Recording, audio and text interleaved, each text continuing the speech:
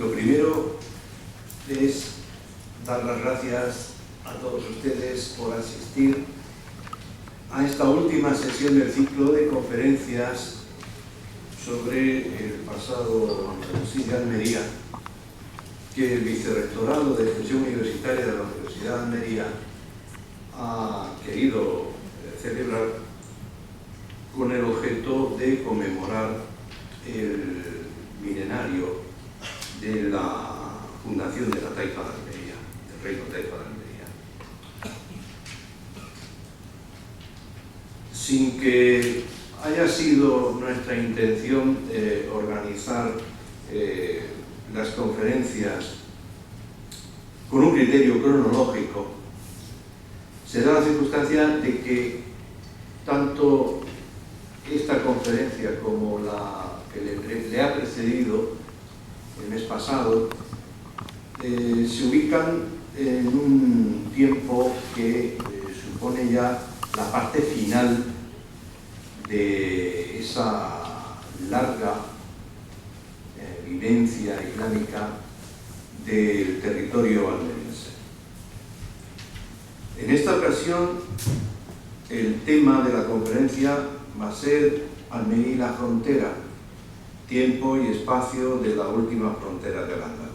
Es decir, que nos ponemos prácticamente en el borde.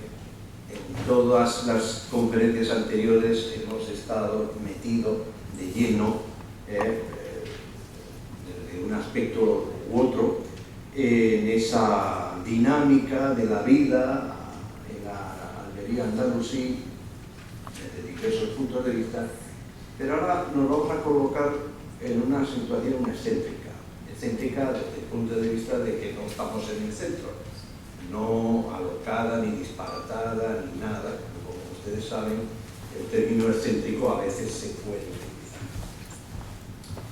Y para ello está con nosotros una persona que, como ahora explicaré, tanto por su vivencia personal como por su trabajo de investigación, es muy adecuada para hablarnos de estas cosas. Me refiero a la profesora María Arcas Campoy, la doctora María Arcas Campoy, que es catedrática de Estudios Árabes y Islámicos de la Universidad de La Laguna.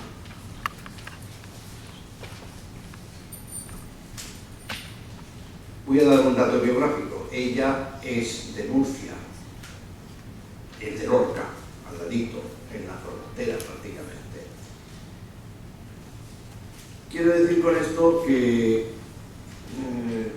todo ese espacio que comparten desde el punto de vista geográfico Almería y Murcia en el punto de contacto les resulta muy familiar, tanto en lo que tiene que ver con el espacio terrestre como con el marítimo. Por lo tanto, desde esa perspectiva, ella se encuentra en un territorio que conoce bien y que siempre le ha traído mucho. Seguramente hará alusión a esa relación o esa sensación de agrado que le da tratar estas cuestiones en una ciudad como Almería, tan próxima a su lugar de nacimiento.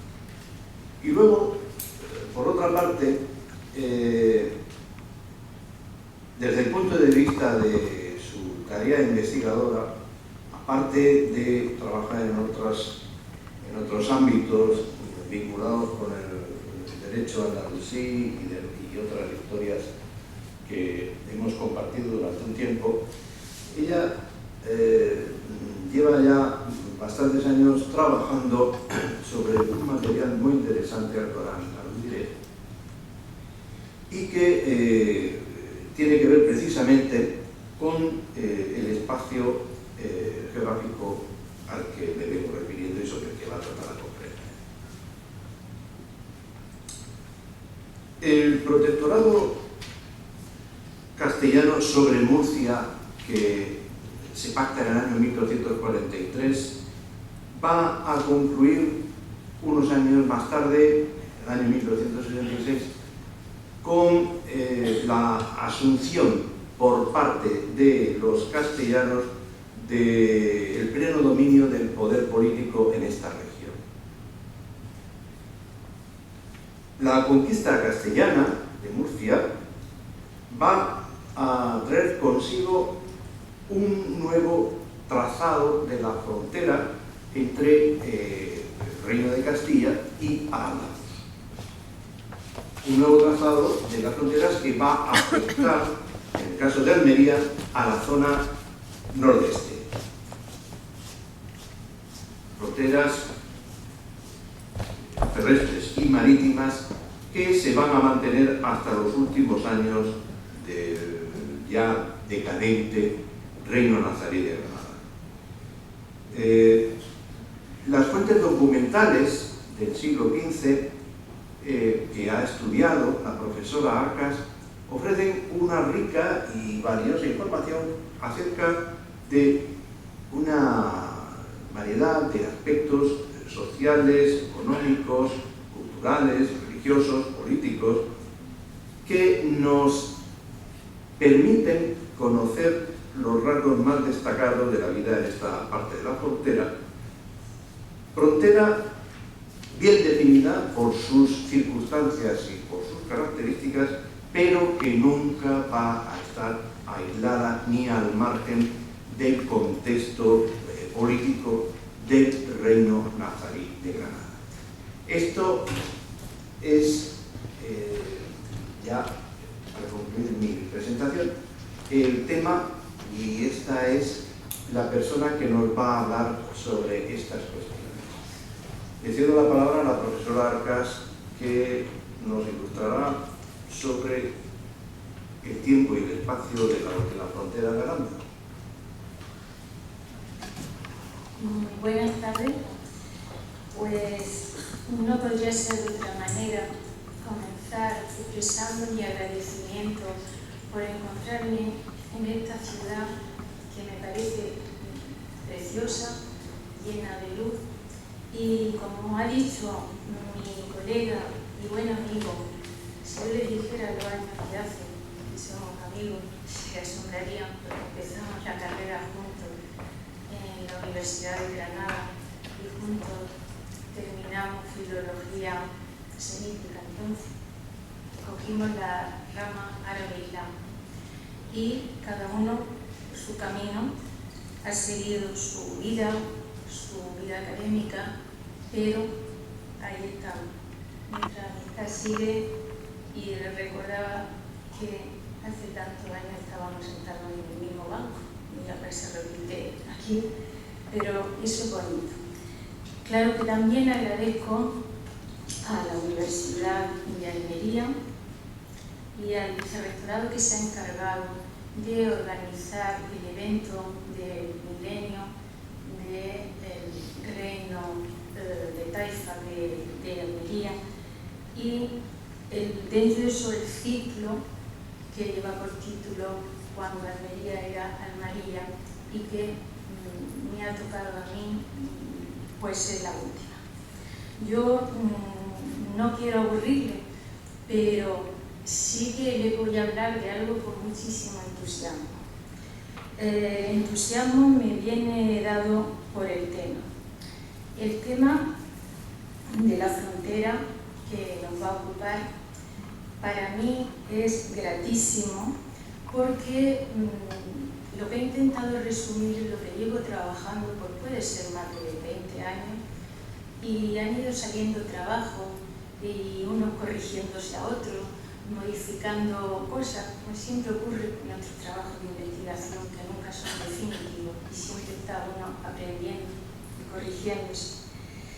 Y me ha resultado, por tanto, el venir aquí no un trabajo, sino pues un quehacer gratísimo, una tarea gratísima, porque el tema en sí creo que es bonito y apasionante, y porque creo que a ustedes les pueden sonar incluso pues ser originarios de ciudades, de pueblos que voy a mencionar de esta parte noreste de Almería, de la frontera, y porque el tema también creo que puede ser agradable, resultando grato, porque intento trasladarles la vida, la realidad, el bullicio de una frontera, la vida. Estaban vivos y yo intento que veamos esa vida en el presente y sobre todo que veamos esa pervivencia, esa huella de un pasado cuyas raíces no han muerto, sino que se han ido transformando y viviendo el presente. Y ya, sin más dilación, pues vamos a pasar, estas son las dos partes. La primera le llamo tiempo y espacio de la última frontera del Andaluz y la segunda, nueva frontera, huellas y pervivencia.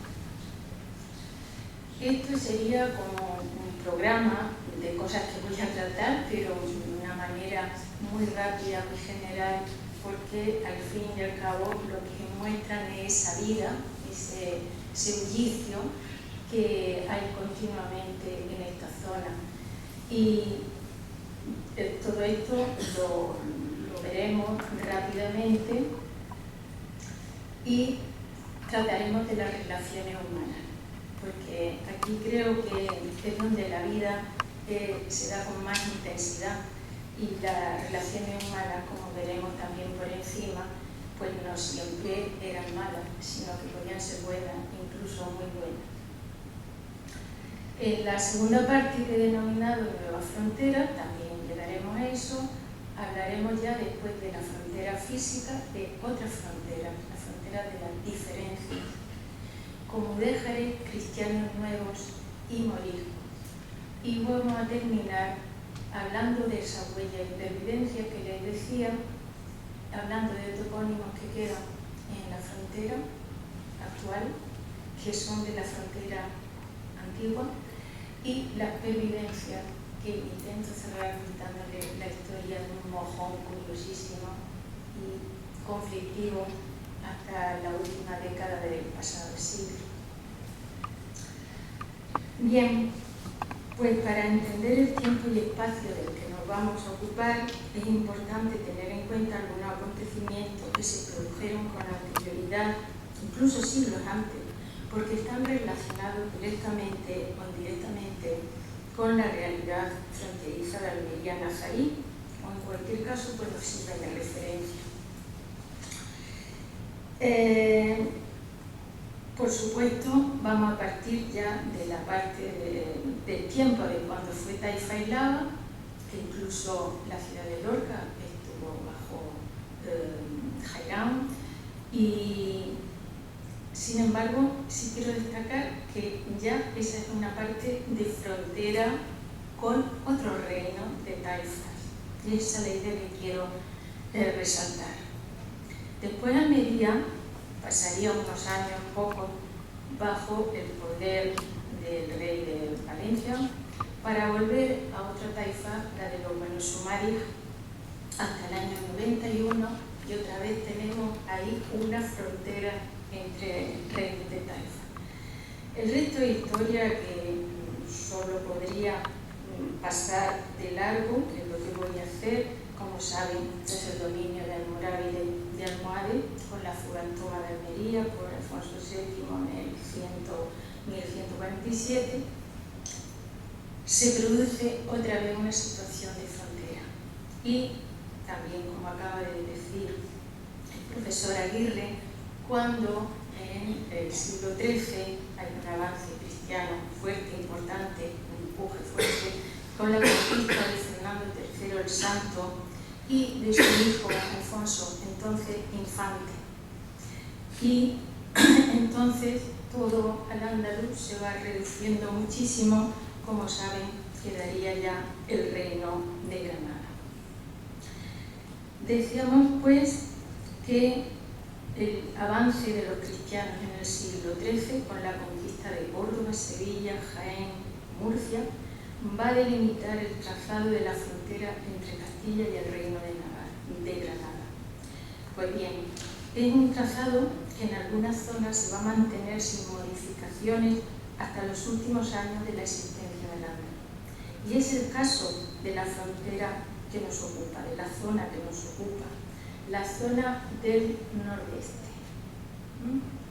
Porque esta es la zona en la que nos vamos a detener.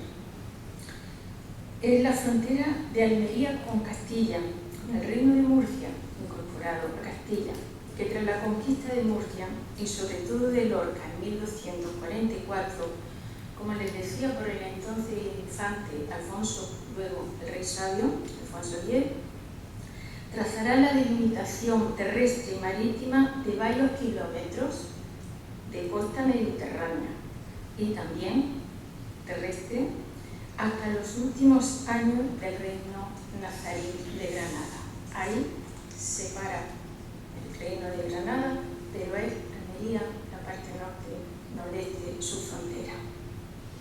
Y es una frontera que se va a mantener desde 1244 hasta el 1488, que es la fecha en que cae la ciudad de Vera,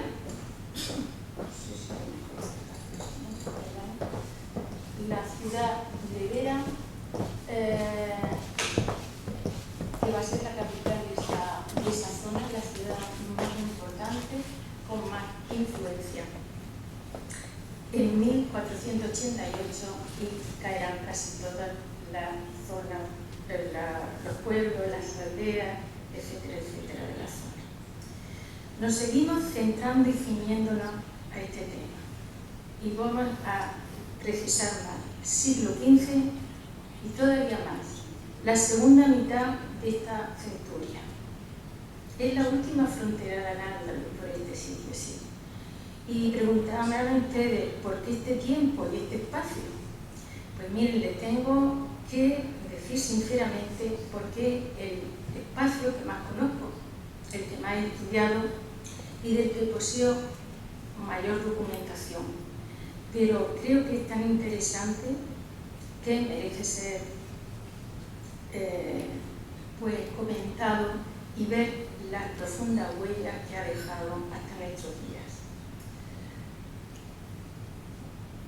¿Qué documentos me han servido durante estos 20 años? Pues miren, principalmente son pleitos y entre ellos uno importantísimo, un pleito entre Lorca y Vera. Lorca, la ciudad avanzada de la parte castellana, en la conquista; Vera, la ciudad avanzada de la parte granadina, almeriense. Y estos documentos se encuentran en el archivo de la Real Chancillería de Granada, en Vera y en Lorca. El documento Las Probanzas es interesantísimo porque recoge un resumen, pero perfecto, de todo el pleito, y si este se encuentra en el Archivo Municipal de Lorca. Ese pleito duró un siglo prácticamente, desde 1511 a 1559, y nunca se resolvió satisfactoriamente, nunca quedaron satisfechas las partes en litigio, que ahora veremos por qué, entre Lorca y Vera. También he trabajado en varias piezas sueltas del pleito que siguieron siglos posteriormente acumulándose porque las pedían en los juicios, escrituras notariales de todo tipo, como son, también las veremos, todo por encima, rápido, y correspondencia oficial. Aquí le he puesto una imagen, no tiene mérito ni yo lo he hecho, son de internet y yo no me manejo muy bien con estas cosas, ni siquiera vos tendráis de esto bonito. Esta es la iglesia de la Encarnación en Vera. Esta mañana he estado visitando la catedral de Almería, que es preciosa, muy fortaleza. La catedral se llama también de la Encarnación, y esta de Vera es también una iglesia fortaleza y dedicada, no sé la relación, pero se lo digo porque me ha llamado la atención. Bien, con esa imagen de Vera quiero destacar que es la capital de la zona nordeste fronteriza. Este es mi pueblo, esta es Lorca, que es la ciudad importante de la frontera, el reino de Murcia, ya integrado en la corona de Castilla. Tiene una alcazaba imponente con esta majestuosa torre del homenaje llamada Alfonsina, que se eligió en su nombre, pero tiene de todas las etapas. Incluso en el siglo XV pues, se construyó una sinagoga, una judería, que todavía no he podido ver, y hay cosas todavía interesantísimas por descubrir. Y la otra ciudad ya no existe, es la Torre es Huércal la Vieja. Es lo que queda, la torre arreglada de una aldea, pueblo pequeño dependiente de Vera, entonces, que se llamaba Huércal. Y había otro que se llamaba Overa. Lo que ocurre, que también lo veremos por encima, en la actualidad este paraje fue abandonado y existe un municipio que se llama Huércal Overa, con mi nombre, está en esa zona. Pues bien, les decía la importancia de esta fuente de las probanzas del pleito, porque en ella he encontrado muchísima información que procede de las declaraciones de los testigos de la primera fase del pleito, de 1511 a 1559. Ya le digo que nunca se llegó a una solución satisfactoria. Pues el pleito es por los derechos jurisdiccionales sobre Huércal y Overa. Tanto Lorca quería demostrar que Huércal y Overa nunca dependieron de Vera, y cuando le fueron cedidas por los reyes católicos por una merced en 1488, pues esas ciudades y su campo pertenecerían a Lorca. Por supuesto, la parte de Vera contraataca y dice que ambas villas, Huércal y Overa, siempre fueron dependientes de su jurisdicción y, por tanto, no le deben pertenecer a Lorca jamás. El pleito, como les digo, fue muy largo, pero es el que a mí me ha permitido enterarme de tantas cosas interesantes de la vida de esta frontera. Los testigos son de las dos partes del pleito, la mayoría son nazaríes, gente mayor, muy avanzada de edad, 90, 80, algunos que no sé si estarán bien contados los años, llegan a decir que tenían 110, que conocieron de primera mano y oyeron contar a sus mayores multitud de sucesos y anécdotas. Pues bien, en esas cosas que ellos nos cuentan está la información de cómo era la vida en esta zona de la frontera. Pero yo creo que es muy probable que algunos de ustedes hayan estado por allí, conozcan aquella zona, si no la parte interior, la del mar por lo menos. Y si nos situamos en la zona, volviendo al mapa, en la zona esta Vera, bueno, siempre Almería va a ser la referencia de los escritos, pero todo se refiere a esta zona norte. Está Huércal y Overa, la ciudad de Vera y muchísimos pueblos que a todos les suena, Oria, Cantoria, por decirles nombres, Turre, Mojácar, creo que son conocidos de todos, por lo menos yo sí que los conozco. También hay una frontera de la que no me voy a ocupar, que está más al norte, que es la del Marquesado de los Vélez, con los dos Vélez, blanco y rubio. Pero mi documentación me hace que me centre en esa parte. Por el mar, ¿qué le voy a decir? Tenemos nuestro queridísimo Mediterráneo lleno de belleza, y sabemos que es toda la zona la que nos vamos a ocupar, de Vera, de Mojácar, Garrucha, etcétera, etcétera, más abajo, mucho más abajo. El paisaje lo conocemos.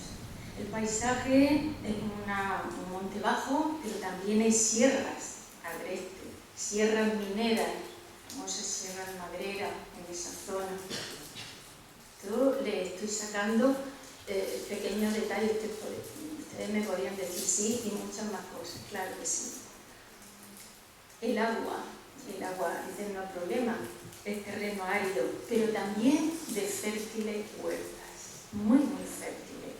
Allá donde entra el agua, como sea, con pozo, con lluvia, como sea, y también son típicos de este paisaje esos cauces sin agua, las ramblas, ¿no? Y la costa, como hemos dicho, pues tiene abrupta y también de playa de arena.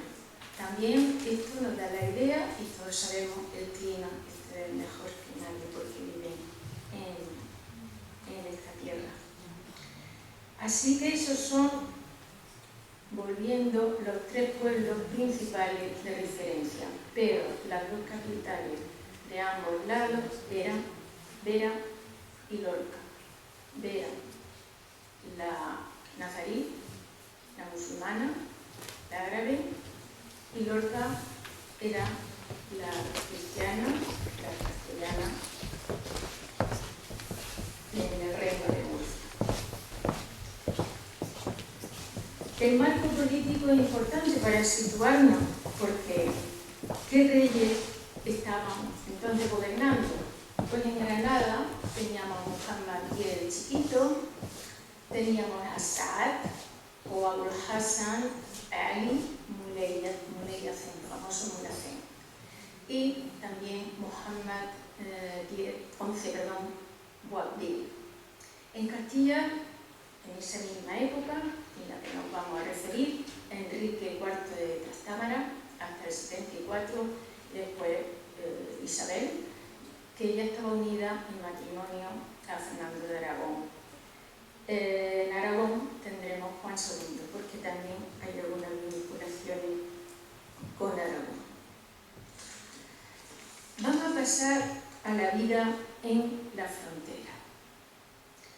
Y hay unas condiciones generales que en parte la he explicado muy bien mi compañero, mi amigo, el profesor Aguirre, que la existencia, el ser frontera es algo que condiciona, y la gente de su entorno es un poquito diferente porque tienen también una vida diferente, se tienen que enfrentar a hechos muy diferentes, pero siguen perteneciendo a ese poder central que era el reino de Granada, con su capital en Granada.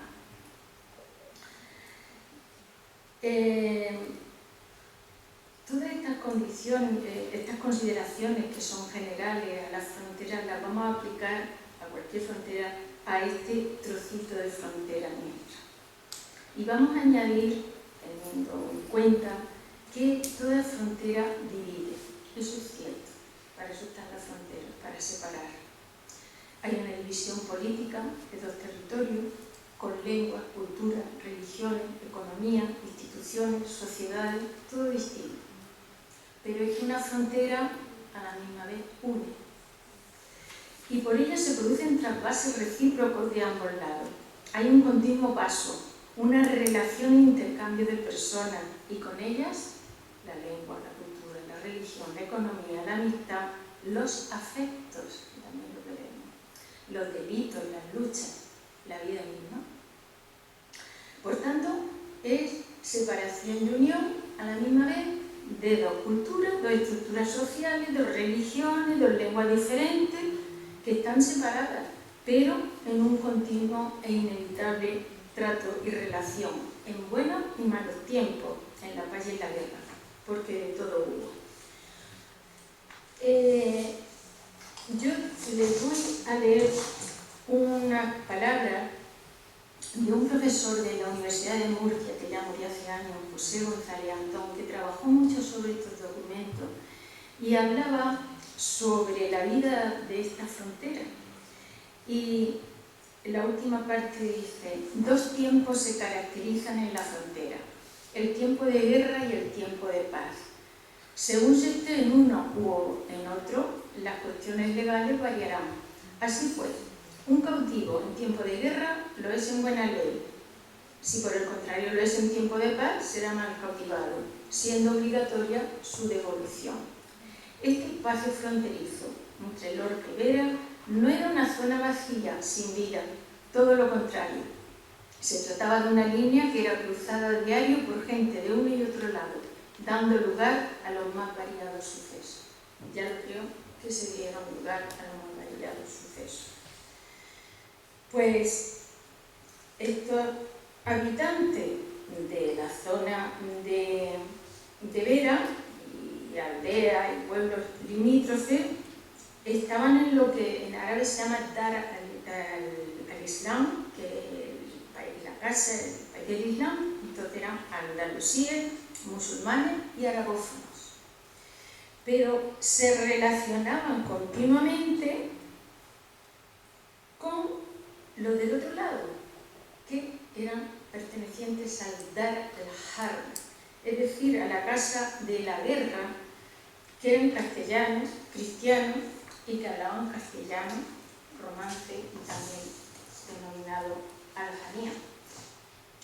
Pues bien, uno y otro, a pesar de las dificultades, de los contratiempos, de los enfrentamientos, siempre estuvieron en continuo contacto. Hay un lugar de encuentro que nos referiremos al final, pero lo vamos a nombrar ahora. Se llama Fuente La Higuera. Era un punto muy importante, porque ahí se hacían todos los cambios y tratos, tanto para comprar mercancías, venían muchos valencianos, venían sedas, venían todo tipo de personajes. Hubiera sido entonces muy interesante, siempre lo he pensado, haber tenido una cámara y grabar tanto bullicio, tanto ir y venir. Fue abrevadero para ganados, fue lugar de tratos, de canjes, de cautivos. Pues ese paraje se llama hoy Pozaveguera y es una pedanía de Lorca que, aunque no he estado, creo que tiene una calle que ya pertenece a Pulpí, Almería. Como ven, siempre estamos en las líneas divisorias, divididos pero unidos a la misma vez. Y de esta actividad, este trasiego de este paso fronterizo, este continuo ir y venir, pues tenemos que destacar que hasta el rey granadino Guapil pues pasó por allí. Así que vamos a destacar los aspectos que me parecen, resumiendo muchísimo porque son muchos, pero seleccionados, de esta frontera tan viva. Vamos a coger unos cuantos, a sabiendas que los que quedan fuera son igual o más interesantes que los que yo voy a citar y que merecen, por supuesto, ser estudiados. Vamos a empezar por las instituciones, por el alcaide, quien mandaba en esa zona. Tiene la palabra alcaide, y quienes sean estudiantes de árabe saben que viene de alcaide, con un contenido semántico pues muy aproximado al étimo, que es gobernador o jefe militar. Según los testigos de parte de Vera o de Lorca, ellos defendían que los de Huércal y Oveda dependían de Vera, mientras que los de Lorca dicen que todos eran nombrados por el sultán de Granada. Pero lo importante, que se lo he puesto aquí, espero que lo puedan ver, hay un alcaide llamado Al-Nayar de Vera, y ven que nos dice que tenía jurisdicción y gobernación de Huércal y Overa. Y en el castellano del 16, enviando a prender a delincuentes que hacían delitos y los sentenciaba y los castigaba. Por la parte de Lorca, pues dice que eran puestos por el rey de Granada, donde dice que, como en otras partes del reino de Granada, donde había alcaide en este tiempo de moros, los dichos alcaides eran la justicia y ahorcaban y degollaban, y los que hacían la justicia. Bien, y es que las competencias de los alcaides estaban la detención de delincuentes, el mantenimiento del orden público, la sentencia y ejecuciones a veces a su arbitrio o de penas complementarias. Y sí que quiero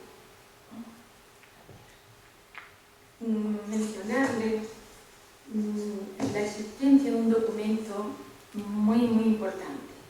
Son 9 cartas bermejas, desgraciadamente perdidas, del texto árabe, que se encontraba ese texto árabe en el archivo de Lorca y se dieron a traducir a un traductor de la Calahorra del Cenete, era Juan Rodríguez Escribano, y escribano de romanceador del Reino de Granada, y en 1551 tradujo al romance esas 9 cartas en árabe. Eran 9 cédulas reales.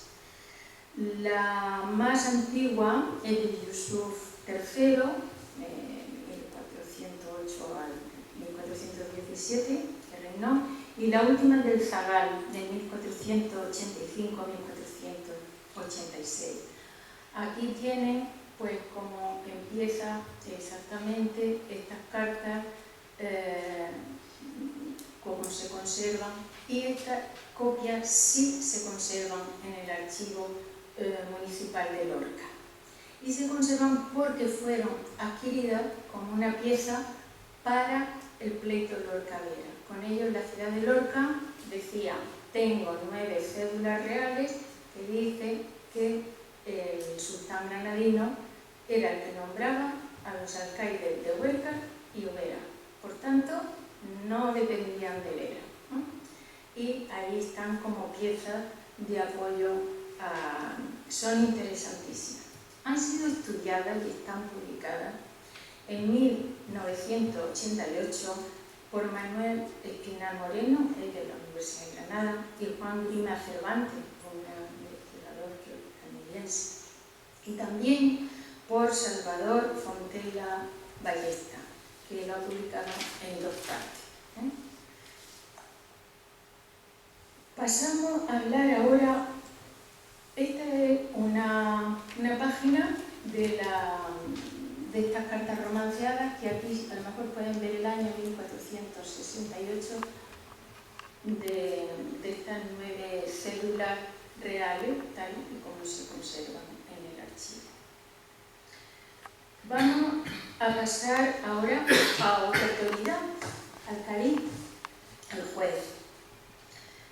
Pues también la parte de Lorca y la de Vera van a estar totalmente en desacuerdo sobre quién nombraba a los cadíes en un sitio y en otro. Los de Vera van a decir que en Vera estaba la sede del cadí, lo cual era cierto, y que a partir de ese era el cadí más importante, y los demás cadíes eran como cadíes menores. Y si no había cadí, iba el de Vera al pueblo que fuera a ministrar la justicia.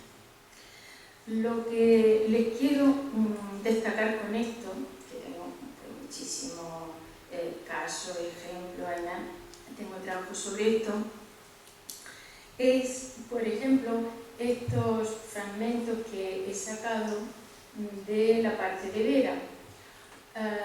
Hay un hombre, todavía con su nombre árabe, Ibrahim Yazid, que es padre de un testigo, de un nombre cristiano, cuando se lo ve así, y dice que su padre fue cadí de la ciudad de Vera y alfaquí. Teniendo estos cargos y testigos, tuvo con el dicho su padre la dicha ciudad de Vera, tiempo de 2 años, poco más o menos. Ya tenemos ahí un testimonio. Y vuelve González de Asís, e indica que su padre tenía provisión del rey moro, que en aquella sazón reinaba, que se llamaba Muley Abu Hacén, el famoso Muley. Tengo muchísimos nombres de cadíes, pero yo le he sacado este. Y en cuanto a quién los nombraba, que sabemos que el sultán, pero hay otro testigo que dice que el Cadí de Vera estaba puesto nombrado por el Cadí que estaba y residía en la ciudad de Granada, que era el Cadí Mayor. Estamos hablando de un Cadí supremo, pero siempre al lado del sultán, del emir granadino. Y otro, que este lo he destacado, dice Gonzalo Fernández García, que el Cadí Mayor era como Padre Santo, una especie de figura religiosa que viene a apoyar la idea del cadillazgo y de su íntima relación del derecho con la religión.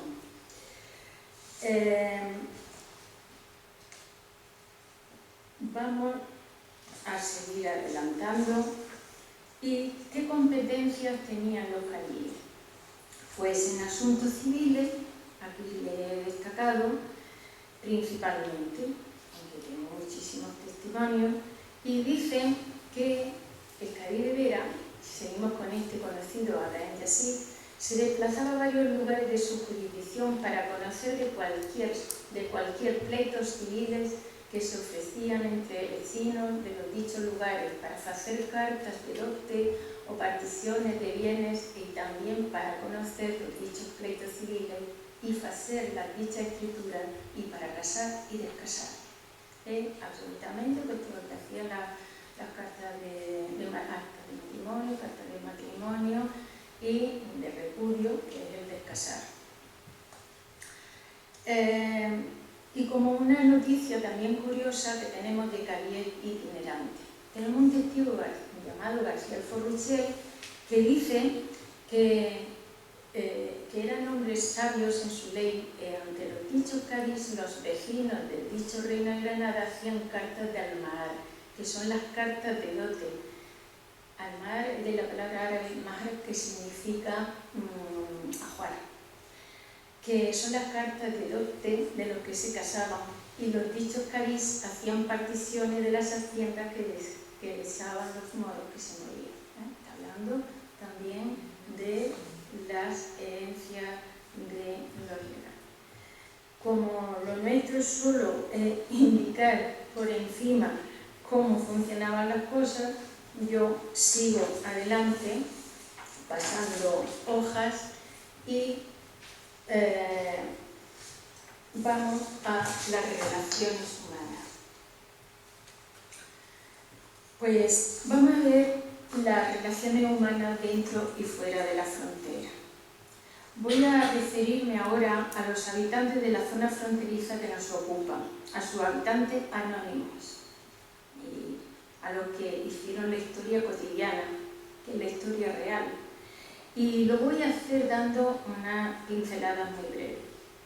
Los habitantes de las aldeas y de los pueblos cercanos o relacionados con la zona fronteriza que nos ocupa gozaron de posiciones sociales y económicas muy diferentes.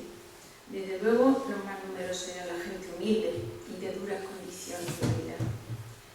Pero podemos distinguir una clase acomodada, que es la menos abundante, dueños de tierras y ganado, de pozos, solían ser dueños de representantes del poder ejecutivo y legislativo del monarca granadino, los alcaides, los caríes. De ellos dependían algunos funcionarios de menor grado, pero de cierta consideración social, secretarios, colaboradores de impuestos, los almojarifes, jueces sustitutos, jueces itinerantes, alguaciles, etc. Y la otra clase, la clase más humilde, que es la más numerosa, que bajo este estrato social, que a veces residía en lugares muy inhóspitos, de difícil acceso y de producción agrícola escasa. En este nutrido grupo estaba integrado por campesinos, escuderos, ballesteros de monte, colmeneros, caleros, cazadores con hurón, porque me he encontrado los oficios más curiosos. ¿Cómo transcurriría, me pregunto, la vida cotidiana en Vera y en sus zonas aledañas? Pues también seleccionando, como las facetas de la vida son tan variadas y tan abundantes, pues nos vamos aquí a dedicar a unas cuantas. ¿Qué ocurría en la frontera con la gente normal? Pues que hubo trasvase religioso, conversiones de un lado a otro.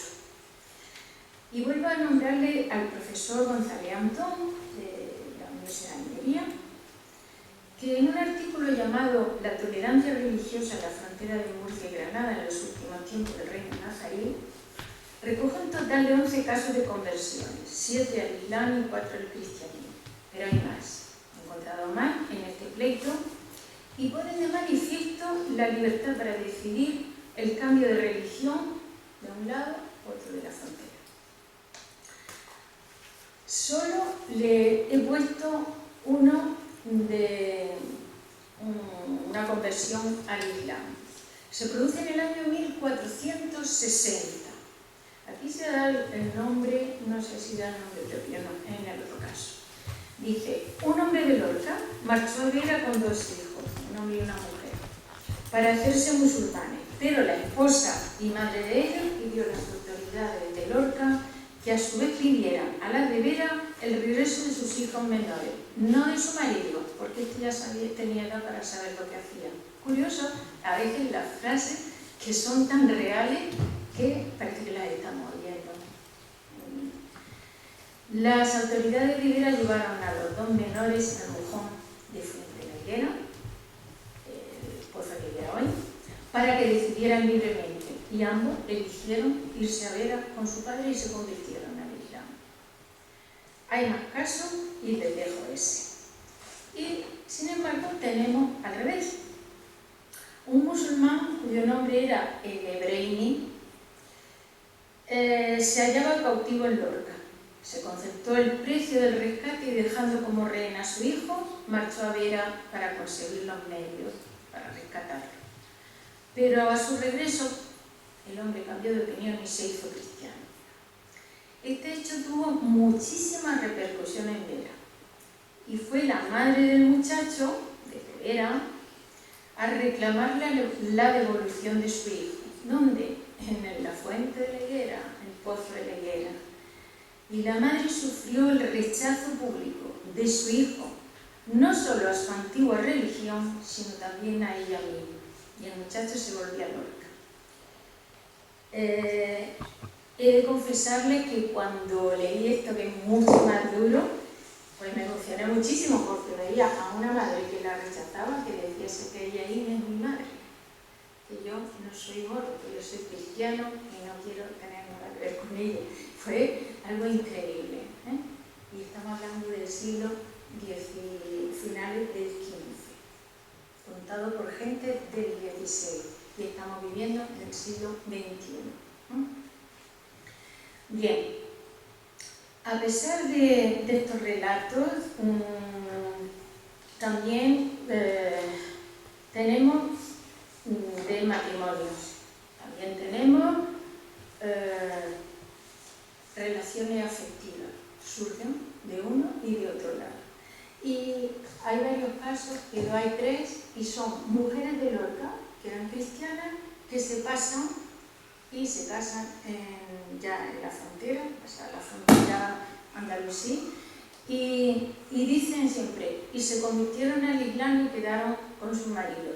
No tienen necesariamente por qué convertirse al Islam, porque al ser mujeres cristianas, tanto las cristianas como las judías, son mujeres del libro y no es obligatorio, pero en estos casos siempre te dice que se casaron y se casaron y ya vivieron en Granada, en el reino de Granada.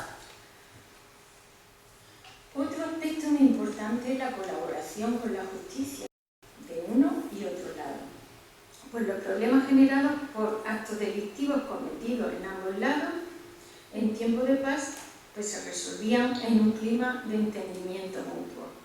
Hay noticias de robos, asaltos, homicidios, cautiverio ilegal, es decir, los que se realizaban en tiempo de paz.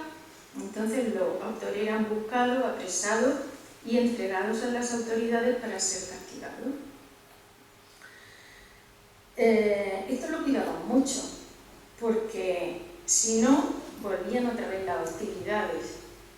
Se rompían las treguas, rompían los pactos, los sulh, que son los pactos, y la vida se hacía muchísimo más dura en la frontera. Voy a mencionarles un caso, de los muchísimos que hay, de un hombre que en 1474 sale de Vera en persecución de un cristiano escapado de su poder. El cautivo fue alcanzado pasada la frontera y dijo a su amo: «Señor, yo era vuestro, me he soltado, he pasado el límite que hay entre Vera y Lorca y es tiempo de paz. Si quieres romper la paz, volveré contigo, y si no lo quieres, soy libre, pues estoy en mi tierra». Así solucionaban las cosas, en esa raya fronteriza donde a la gente la dejaban hablar y expresar qué quería, y en tiempo de paz, la autoridad, ante el juez, ante el alcaide, se dirimían el conflicto. Así quedaron las cosas, y el documento añade que los de Lorca le volvieron la mula o el caballo que era de su amo. Hasta esos detalles. Todo esto nos indica que había un empeño por parte de los habitantes, de las autoridades de esta zona conflictiva, por mantener la paz. Es lógico que se vive mejor en paz que la guerra. Y por eso castigaban a los que ponían en peligro esa situación de entendimiento. La colaboración de musulmanes y cristianos en materia legal, a pesar de diferencias religiosas, culturales y lingüísticas, es un hecho destacable. Porque es una capacidad de transigir, de tolerar al otro que es diferente, sin dejar de defender las propias ideas. En definitiva, es que hay que señalar que hubo una cobertura legal a la tolerancia, bien entendida, de lo que es tolerable, claro, que se cimentó fundamentalmente en la necesidad. Hay una palabra árabe que se llama tadura, en la necesidad, en el pragmatismo, en la adaptación a los acontecimientos y las situaciones del momento.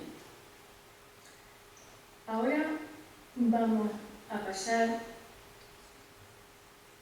a una correspondencia oficial que lo haré rápidamente. Esta es una carta interesantísima. Se encuentra en el Archivo Histórico de Orihuela. Entramos en el reino entonces de Aragón. Y allí se conserva una carta escrita en lengua árabe, con algunos elementos de la dialectal andalusí, que está también fechada en 1474. Se trata de una misiva remitida por las autoridades de la ciudad de Vera al Consell de Orihuela, ciudad situada al sur del reino de Aragón. Y tanto en el viaje como en la gestión de la carta está presente la acción mediadora del concejo de Lorca, que es Castilla. En el escrito, por tanto, se ven implicados tres reinos fronterizos entre sí: el de los Banu Nasr de Granada, el de Murcia integrado en la corona de Castilla y el de Valencia integrado en Aragón.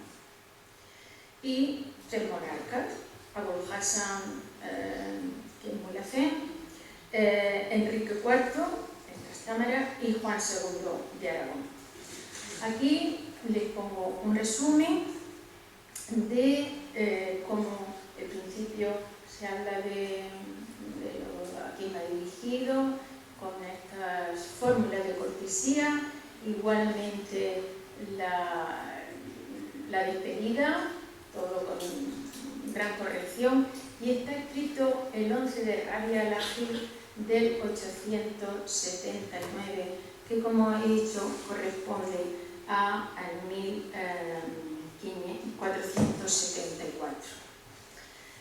En esta carta lo que piden los de Vera, esta es una parte del texto árabe, lo que piden los de Vera es que les suelten a unos prisioneros que hicieron en la costa de la zona de Vera, en unas fustas, en unas embarcaciones, y que les han dicho que han llegado hasta Ibiza o Valencia para ser vendidos. Y en esa misiva tan correcta, pero que también emplean un tono imperativo, y entre esas cosas dice: no nos hagáis soportar más de lo que ya nos habéis hecho soportar. Llevamos más de 8 meses preguntando por esos prisioneros, no sabían nada. Tenemos la suerte de que se conservan las respuestas en catalán, valenciano, catalán, de Consell de Orihuela, donde ellos se lavan las manos y dicen: no, pero si nosotros no sabemos nada, si eso parece que fue un vecino de Lorca. Total, creemos que estas criaturas apresadas se perdieron como tantos prisioneros que vivieron esta desgracia. Esta carta ha sido estudiada con antelación hace años y muy bien por Magdalena Martínez Almira, de la Universidad de Alicante. Y después volvimos a reinterpretarla un profesor de la Universidad de Murcia, Juan Francisco Jiménez Alcázar y yo misma, con un enfoque distinto y nos parece muy interesante.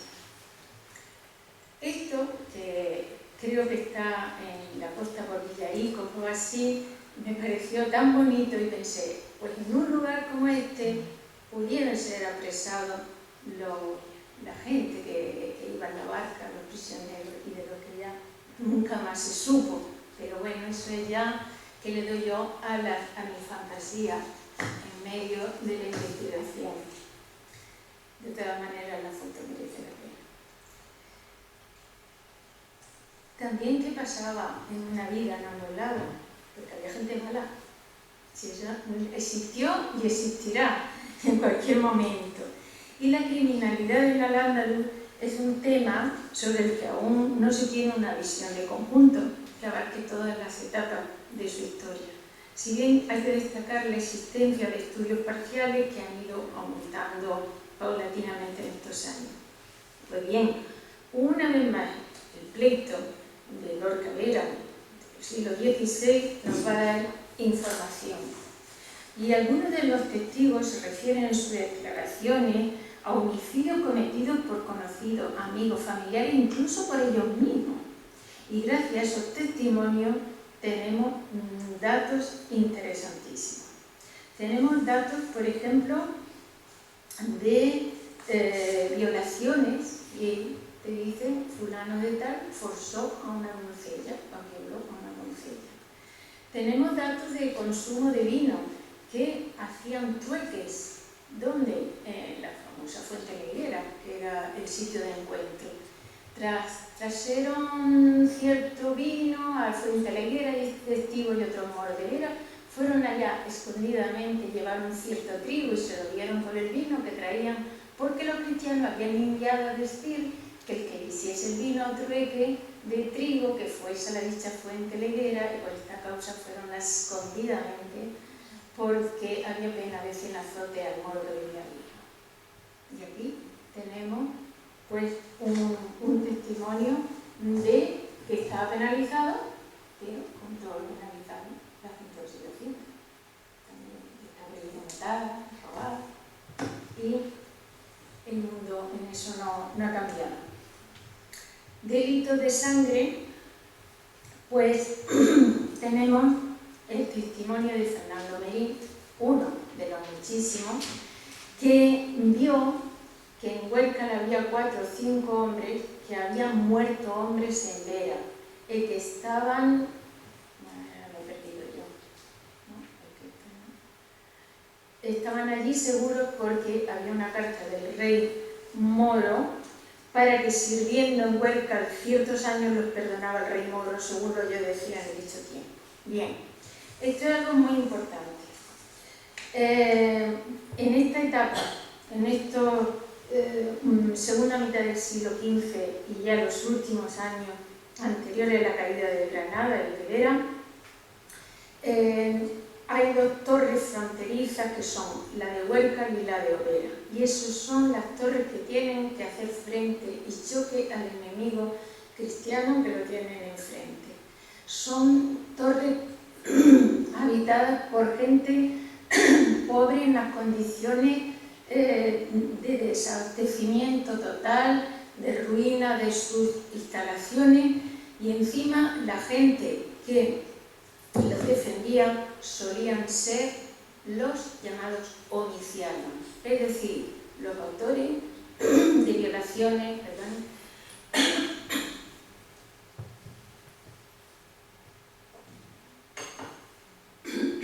los autores de violaciones y de crímenes, porque había órdenes de que si llegaban sin que los apresaran a este sitio, quedaban allí al servicio del rey, pasado un tiempo, pues habían cumplido su pena. Imaginen, ven lo que dice allí, para que sirviendo al rey moro allí les perdonaba. A estos homicianos se llamaba también retraídos, y en algún caso he leído que no lo tengo aquí, un testigo dice: es que en esas torres tan pobres, tan rotas, solo había rufianes y mozos traviesos. Le llama a esta gente. Y vamos a pasar rápido, no quiero cansarle, a las nuevas fronteras. En 1488 cae la ciudad de Vera, todo su entorno, y más tarde caería Almería y, como sabemos, Granada en el 92. De un modo oficial, el reino de Granada, que era un reino árabe de lengua y cultura islámico, se había convertido oficialmente en castellano y cristiano, pasando sus habitantes musulmanes por una breve etapa mudéjar hasta 1502. Pero en la realidad social este paso no fue automático, sino que supuso una larga etapa, no exenta de dificultades, en la que tuvieron lugar una serie de reajustes y adaptaciones generadas por el cambio de poderes y gobierno. Todos los estamentos sociales, públicos y privados, se vieron obligados a retroceder en el tiempo, a aportar documentos de la época nazarí con los que justificar su identidad, sus bienes o que les avalaran sus pretensiones. Y así se incorporaron a los archivos castellanos un considerable número de documentos árabes, principalmente romanceados, que formarían parte de todo tipo de expedientes, sobre todo de reclamaciones y pleitos, actas notariales, documentos de bienes y cartas de dote. Así pues, a partir de ahora vamos a hablar de fronteras no geográficas. Son otras fronteras, pero con grandes, que van marcando diferencias.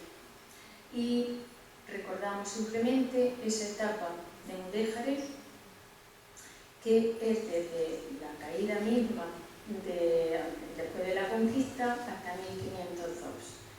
Y tenemos un testigo, tengo poca, pero que habla todavía de que cuando algún moro moría sin dejar heredero, el rey heredaba toda su herencia. Pero yo me pregunto a qué rey se refiere, puesto que era la etapa mudéjar.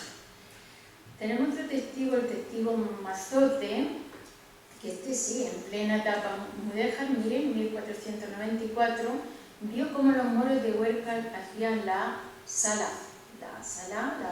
oración, o la validez de documentos que están redactados en árabe en los últimos años del reino nazarí o en la etapa mudéjar, que esto me ha salido con frecuencia en inventarios de bienes en los que valen pues esos documentos árabes redactados con anterioridad. La etapa que sigue es la de los cristianos nuevos. A partir de 1502, con la orden de la conversión general de Cisneros, se acabaron los mudéjares y se vieron obligados todos a convertirse. A ellos se les llamó cristianos nuevos. Y aquí quiero mencionar la figura de Joaquina Albarracín, desaparecida, una gran investigadora, y que sobre esta zona también tiene trabajos como las 9 cartas moriscas de Dotellada de Vera. De ella he aprendido mucho, y de su marido Juan Martínez Ruiz también. Aquí tenemos bienes totales de un alguacil de Huércal, antiguo nazarí, donde describe todas sus posesiones. También de esta etapa tenemos los documentos de Adrián de Huerca, todo esto los nombro porque son los que yo he trabajado, que hay más, o cartas de dote y arras de un tal Pedro de Zurgena y Catalina Ferrer. Pero ahora son moriscos. ¿Qué diferencia? Pues a lo largo de estos años y en los documentos que estoy trabajando, la guerra de la Alpujarra marcan un antes y un después. Todo lo que he encontrado antes de la guerra de la Alpujarra se le llama cristianos nuevos. A partir de la guerra de la Alpujarra las cosas cambian muchísimo. Y los antiguos musulmanes que me han pasado por Mudéjar y cristianos nuevos son ahora muy controlados, muy vigilados, y es cuando aparece en los documentos que yo trabajo con el nombre de moriscos. De esta zona yo apenas tengo constancia porque no la he trabajado mucho, pero les pongo un ejemplo, que en Lorca, por ejemplo, llega una mujer que no ha hecho testamento y viene del Reino de Granada, se llamaba Montesina Pérez, y aunque no está aquí, del año 1578, la guerra de la Alpujarra, 69-70, y el párroco de la ciudad la atiende y no deja herederos, pero sí ropas. Estaban perseguidos, pero también me llama la atención. Todas las ropas que tenía Montesina Pérez eran totalmente moriscas. Zaragüelles, tocas, zapatos, collares de oro, aljofas, fostules, almalazos, polotes, todo eso que estaba prohibido lo llevaba. También nos tiene que pensar.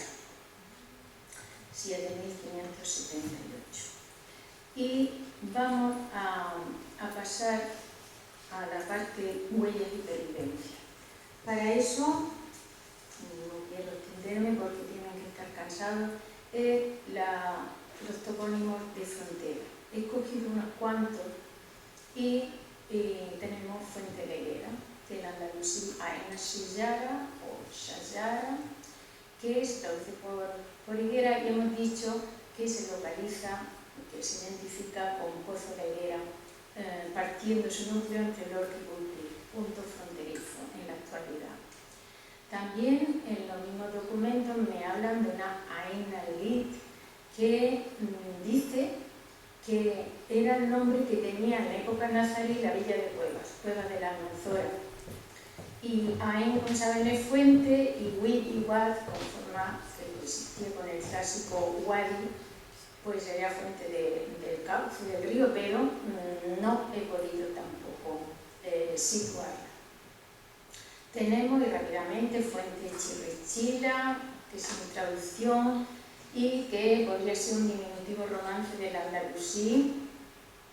En muchos de estos he de reconocer que he pedido ayuda al profesor Corriente, Federico Corriente, y él amable y generosamente me ha ayudado.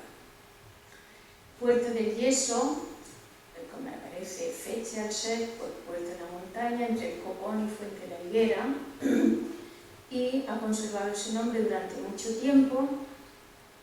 Luego, en el catastro de Ensenada, ya estamos en el siglo XVIII, aparece Puerto Algés, y hoy se llama Puerto de Luján. Como ven, guarda ese sentido de frontera.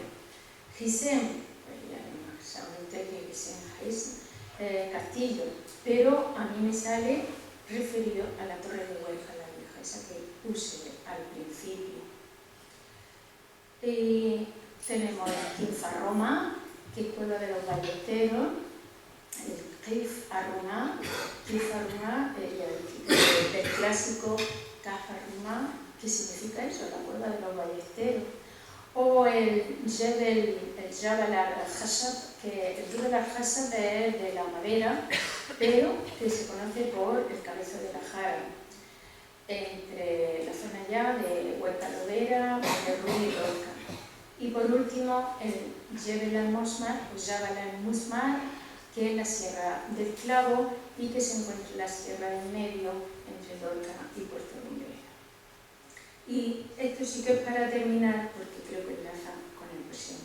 Hablando de mojones, de topónimos, ayuda que a mí me ha resultado interesantísimo, también le dediqué un trabajo. Pues es un mojón llamado Mahoma Santiago, y tiene una historia larguísima. Ya tengo datos de él del siglo mismo, del siglo XV. Y hay algunos que dicen que había un monte que se llamaba Mahomad y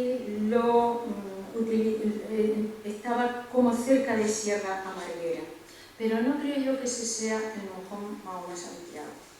Habrá que pasar al siglo XVI y en el siglo XVI tenemos esta descripción que da Andrés García. Dice, desde la dicha posada los dos mozones que estaban hechos de piedra seca cerca del mar y que el uno llamaban Mahomad y al otro Santiago. Los cristianos hacían un mosón que le decían Santiago y ponían una cruz, y los moros venían después y derrocaban y hacían el otro mosón que ellos llamaban Mahomad. Esto he oído que aparecía muchas veces. O sea que se pasaban gran parte del tiempo buscándose los mojones de un sitio a otro. En el siglo XV, y eso lo tenemos atestiguado por gente del siglo XVI. Y es que esto pone de manifiesto esa simbología que era Mahoma y Santiago.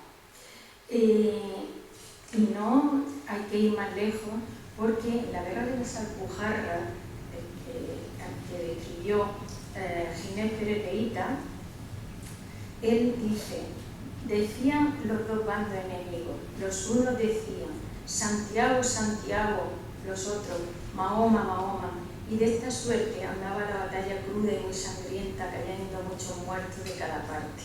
Y creo que esto es un buen ejemplo de cómo se mantenía. Así que sigue una historia. En el siglo XVII se sigue discutiendo por dónde tenía que ir, y encontré este croquis que es de 1605, y aquí tienen Mahoma y Santiago. Y estamos en el siglo XVII, ¿no? Y sí que son como dos mojones que están cercanos. Pasamos al siglo XVIII y se sigue discutiendo por colocar el mojón, lo de esta zona, a empujar Mahoma hacia este lado, y lo de la otra zona, empujarlo más al sur. Entonces, decimos, llegamos al siglo XVI, que es mucho más interesante, y eso lo estoy haciendo tan rápido que a lo mejor no pueden seguir. Llegamos al siglo XVIII y tenemos un documento cartográfico de Félix María Pareja,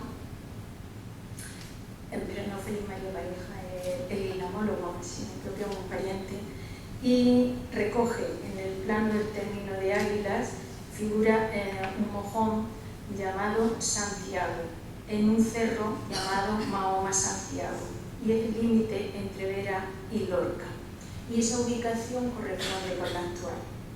Bien, parece que el siglo XIX queda tranquilo, pero sí ocurre algo importante, que Águilas se segrega de Lorca y se funda en 1834 como un municipio independiente. Y Pulpí lo hace de Vera en 1862. Llegamos al siglo XX y todo estaba tranquilo, pero en 1990, hace nada, se empieza otra vez a remover los límites. Y lo curioso es que otra vez aflora Mahoma Santiago. ¿Dónde están los límites? Y empieza a querer llevar cada uno la parte de Pulpí a empujar hacia la de Murcia y la de Murcia hacia la costa de Pulpí. En esos intentos de empujón hay una línea hasta de 12 kilómetros, desde Matalentisco, a la salida de Ávila, hasta Pozuelo Parto, ya habían entrado en Almería.